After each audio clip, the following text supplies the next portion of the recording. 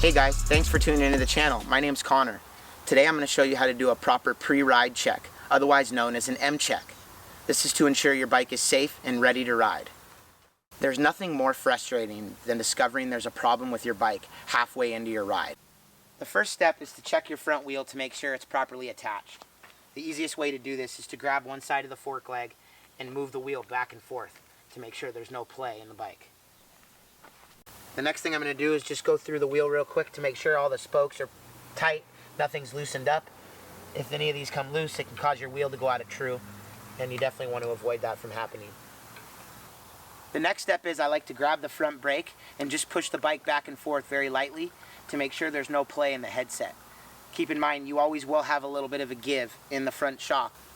The next step is to check the bolts on the stem and the handlebar to make sure they're properly torqued.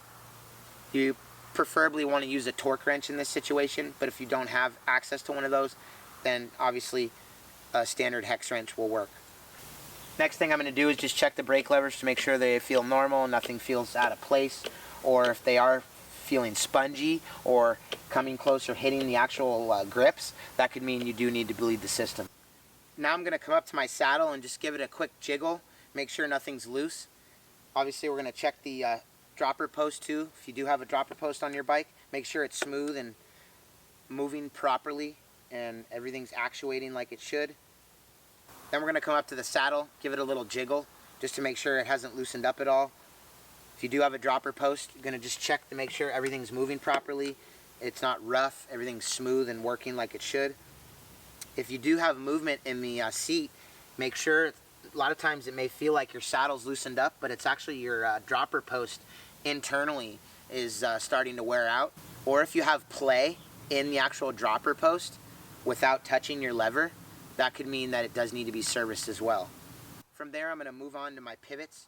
This only applies to full suspension bikes. We're going to check to make sure they're not loose or worn out. A good way to do that is to grab the top tube or the actual seat tube and actually lightly lift up on the bike without getting the tire off the ground. If you have any play in there, that usually means that the pivots are either loose or they've actually started to wear out. The bearings themselves are wearing out. Next thing we're going to do is just go down to the cranks, give them a pull side to side, make sure nothing's loose in the bottom bracket or the cranks. Next thing we're going to do is check to make sure the rear wheel is tight and the axle is torqued properly, just as we did on the front wheel. So to do that, we just grab the frame or the swing arm and push the wheel back and forth, left to right. Make sure nothing's moving. If you do feel play in there, I would definitely check to make sure your rear wheel is tight. Make sure that axle is torqued to proper spec. Then we're going to go down to the spokes. Again, just checking to make sure none of them are loose.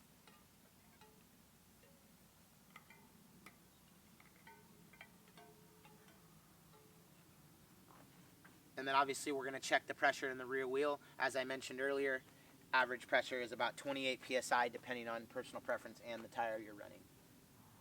The next thing I like to do is always make sure the bike is clean. Most importantly, the drivetrain, the derailleurs, the gearing, chain, all that needs to be clean. I do recommend just inspecting the drivetrain before every ride. Always look at the rear cassette, the pulleys on the derailleur, and the actual chain ring, and most important, your chain itself. If it does seem to be dirty or there's a lot of grease and grime in the drivetrain, I do recommend to wash the bike or get yourself a drivetrain cleaning setup and clean the bike. Last but not least, I'll give you one good tip. I always like to make sure my drivetrain is lubed and oiled properly. I like to oil my chain every 1 to 2 rides. That would depend on how long your bike's been sitting or how much you ride each time. I recommend a dry lube all year round, unless you live in a very wet climate like the Pacific Northwest, for example. Then you would want to use a wet lube, at least in the winter months. And that's going to do it for today. Thanks for tuning in, guys. If you like this video, please hit the like button and please subscribe. Remember, get out and ride your bike. Peace.